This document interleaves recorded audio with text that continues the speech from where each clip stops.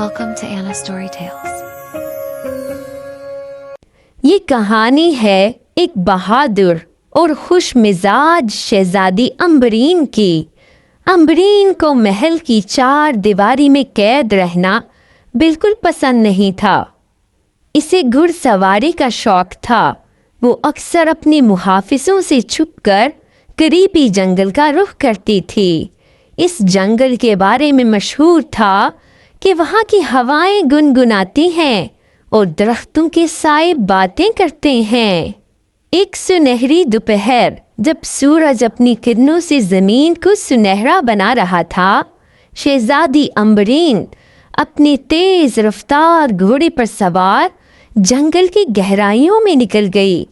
پرندوں کی چہچہاہٹ اور آبشاروں کی گونج اسے اپنے شہر میں لے رہی تھی۔ وہ اتنی دور نکل گئی کہ اسے راستے کا خیال ہی نہیں رہا۔ اچانک گھنے درختوں کے بیچ ایک ایسی جگہ آئی کہ جہاں سناٹا چھا گیا۔ وہاں ہوا میں ایک عجیب سی خنکی تھی اور فضا کسی جادوئی احساس سے بوجھل معلوم ہو رہی تھی۔ گھوڑے سے اتر کر شہزادی ایک صاف شفاف چشمے کے قریب پہنچی تو اس کی نظر ایک جھاڑی کے پاس بیٹھے ہوئے ایک ننھے سے کالے بکرے پر پڑی۔ وہ کالا بکرا اپنی جسامت میں بہت چھوٹا تھا، لیکن اس کی آنکھیں کسی بوڑھے دانشور کی طرح گہری اور چمکدار تھیں۔ وہ لنگڑا کر چل رہا تھا۔ اس کے پیر میں ایک کانٹا چبھ گیا تھا۔ امبرین کا دل بہت نرم تھا۔ وہ فوراً اس کے قریب گئی۔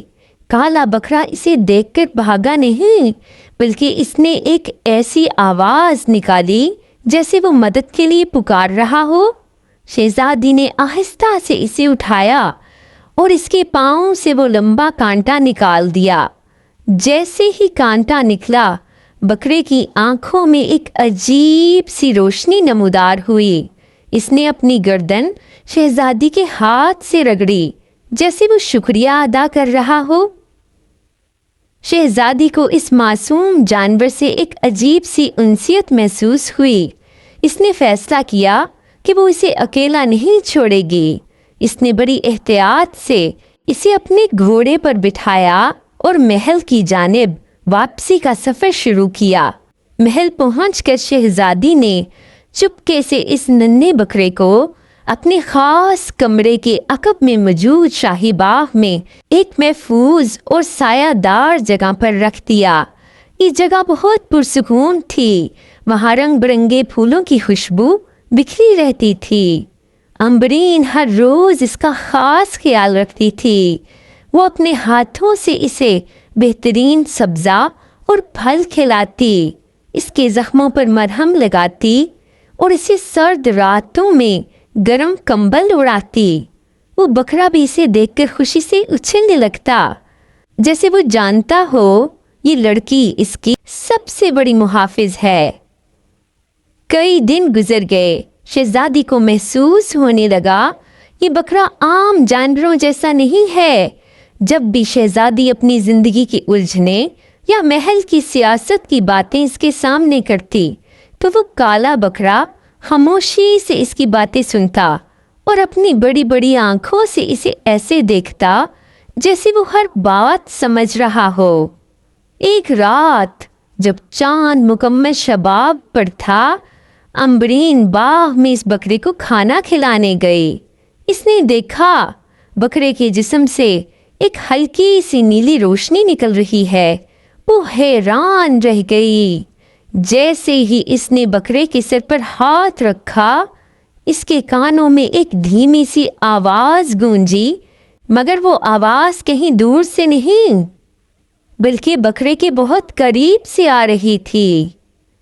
ہوا میں ایک سحر انگیز خوشبو پھیل گئی اور درختوں کے پتے ایسے ہل رہے تھے جیسے کوئی دعا پڑھ رہے ہوں۔ امبرین کا دل دھڑک رہا تھا۔ اسے احساس ہوا کہ وہ جسے محض ایک لاوارث بکرا سمجھ کر گھر لے آئی تھی، وہ دراصل اس جنگل کا کوئی بہت بڑا راز ہے جو اس کے محل کے باغ میں پناہ گزین ہے۔ ایک رات जब शहजादी इस बकरे को पानी पिला रही थी तो अचानक वो काला बकरा एक इंसानी आवाज में बोला, मगर इसकी आवाज में गहरा दर्द था। इसने कहा, ए शहजादी, मैं एक शहजादा हूँ। मैं उस जंगल में एक शिकार के लिए आया था। एक हिरन पर तीर चलाया, मगर वो तीर खता हो गया और जादूगरनी के जादू का शिकार होकर मैं इस बकरे के रूप में कैद हो गया। बकरे ने बताया, इस जादूगरनी ने अपने जंगल के बीच बने एक खुफिया महल के अंदर एक तिलिस्माती आईना रखा हुआ है। इस आईने में इसने मेरा असल इंसानी अक्स कैद कर रखा है। जब तक वो अक्स इस आईने में है मैं आज़ाद नहीं हो सकता। अगर तुम वो पानी जिससे तुमने मेरे जख्म धोए हैं इस आईने पे छिड़क दो तो वो जादू टूट जाएगा और मैं आज़ाद हो जाऊंगा। शहजादी अम्बरीन ने हिम्मत नहीं हारी। इस रात जब महल के सब लोग सो गए, शहजादी चुपके से महल से निकली। इसने अपने साथ वो खास पानी दिया और घोड़े पर सवार होकर गहरे जंगल की तरफ रवाना हो गई। रास्ता बहुत दुश्वार था, लेकिन इसे शहजादे की रिहाई की फिक्र थी।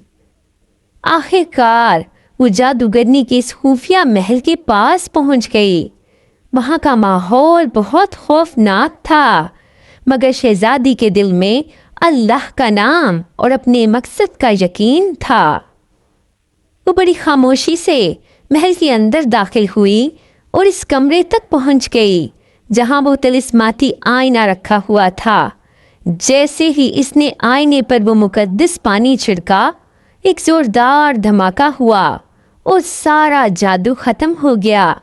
जादूगरनी का महल जमीन बोस होने के साथ ही शहजादे पर से जादू का असर मुकम्मल तौर पर ख़त्म हो गया और वो काला बकरा अब इंसान बल्कि शहजादे के रूप में खड़ा था।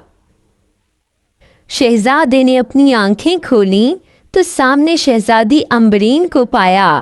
वो दोनों एक दूसरे को देखकर मुस्कुरा दिए। शहजादे ने आजिज़ी से कहा, अम्बरीन, तुमने सिर्फ मेरी जान नहीं बचाई बल्कि मुझे एक नई जिंदगी दी है। मैं हमेशा तुम्हारा मकरूज रहूंगा। शहजादा अपनी सल्तनत वापस चला गया, लेकिन इन दोनों के दिल एक दूसरे के साथ जुड़ चुके थे। वो अक्सर पैगामात और तहाइफ के जरिए एक दूसरे का हाल पूछते रहते। वक्त गुजरने के साथ साथ ये गहरी दोस्ती दिलों की कुर्बत में बदल गई। अम्बरीन को अब महल की खामोशी में भी इस शहजादे की आवाज़ सुनाई देती और शहजादा हर रात चांद को देखकर अम्बरीन की यादों में खोया रहता था। एक खूबसूरत बहार के दिन जब हर तरफ फूल खिले थे, शहजादा अपनी पूरी शानो शौकत के साथ अम्बरीन के महल पहुंचा। इसने अम्बरीन के वालिद से बाकायदा शहजादी का हाथ मांगा। फिर दोनों सल्तनतों के दरमियान खुशी का समा बन गया। शादी का दिन निहायत शानदार था। महल को रोशनियों से सजाया गया। दूर दूर से लोग इस जोड़ी को देखने आए। अम्बरीन और शहजादे का निकाह हुआ तो पूरे मुल्क में जश्न मनाया गया। शहजादी अम्बरीन और शहजादे ने एक साथ पुरसुकून और खुशगवार जिंदगी का आगाज किया। इनकी मोहब्बत की ये दास्तान सल्तनत के कोने कोने में मशहूर हो गई और ये साबित हो गया कि सच्ची हमदर्दी और बेलौस मोहब्बत कभी भी रायगा नहीं जाती। वो दोनों हमेशा खुशो खुरम रहने लगे। अगर आप चाहते हैं कि अगली बार कहानी में हम आपका नाम इस्तेमाल करें तो नीचे कमेंट बॉक्स में कमेंट कीजिए।